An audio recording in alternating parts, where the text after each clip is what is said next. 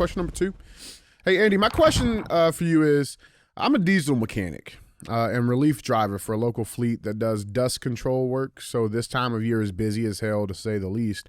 My other job is a driver for another fleet. My question is, when you get bombarded with so much work you can't handle, what do you recommend I do? Do I talk to my employer, as it seems that they kind of let it go in one ear and out the other? I keep saying it's my bitch voice, and I'm trying not to listen to it, but I also work another local job, and I have no time for rest. Lucky if I even get a few hours of rest in any given night, and it's becoming unsafe, especially operating rigs, I guess.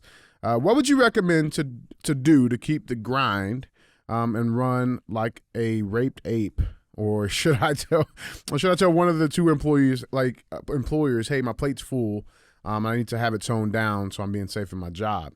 And if they won't listen to what I have to say about my health and safety operating unit, then I probably just don't belong there. Yeah. What do you do when you get overwhelmed? Is that a thing? How do we handle first that? of all, you got to make sure that you are overwhelmed and you're not just one of these people who's ineffective at what they do. All right? Because most people will say, oh my God, I'm so overwhelmed. I got so much work. And then you look at them and they're not actually overwhelmed at all. They're just completely ineffective at what they do. They waste their time on the internet. They scroll, they watch movies, they fuck around. And because of that, they feel overwhelmed because their shit piles up and they don't get any of it done. Not saying that's the case, but that's what most people do. So I would first check, am I actually overwhelmed? Okay, are you overwhelmed? Yes, I'm overwhelmed. How do I address that? All right, well, we work on being more effective, one, all right, because that will reduce the overwhelm. But if it's actual overwhelm in terms of your workload and that's a real thing and you can be honest about it, yeah, you've got to say something, especially when it has to do with your safety, especially when it has to do with the quality of the work that's getting done. Because if you're doing lesser quality work just to do more work, you're going to be seen as invaluable. And this makes up a bigger aspect for people, which is we have to understand that you can only work your way up the chain so hard. All right. At some point, you have to start thinking, how am I going to leverage my energy to get a more lucrative situation going for myself? Right. Like if you're a tattoo artist and you get paid for the amount of tattoos that you do, there is an upper limit to what you can earn, because at some point in time, you're not going to be able to charge any more money and you can't do any more work. So how do you make that into something that's lucrative? Well, you have to think differently. What could I do? Could I create some aftercare tattoo products? Could I create my own tattoo gun? Could I create this? Could I open up my own shops and do this? Or what? You have to think about it differently so that you can leverage out your energy for more money. So yes, address the overwhelm, but realize that if you stay in this situation where you're just burning yourself down and you keep saying grind, grind, grind, grind, grind, grind, grind, you're not going to get any more reward because there's only so much you can actually do. All right. So think about it. What could you do? What changes could you make that would not only reduce your overwhelm, but increase the amount of money that comes to you or that goes into your bank account? These are things that most people don't realize because they're so indoctrinated by the hustle culture that's on the internet, which is work 47 hours out of 24. We have two extremes on the internet. Okay. We have work 47 hours out of 24 and 10 days a week out of 7. Okay. Never fucking sleep ever. That's one. Then we have the other one.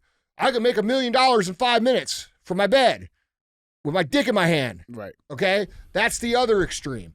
So the truth is, where do you think the truth is? Somewhere in the middle. The truth is in the middle. Yeah. Okay.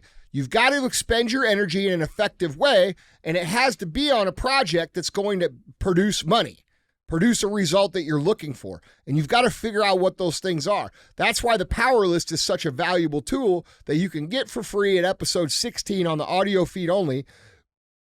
It's such a valuable tool because it teaches you how to be effective and move forward without using all of your time and grinding yourself into dust, which is counterproductive anyway.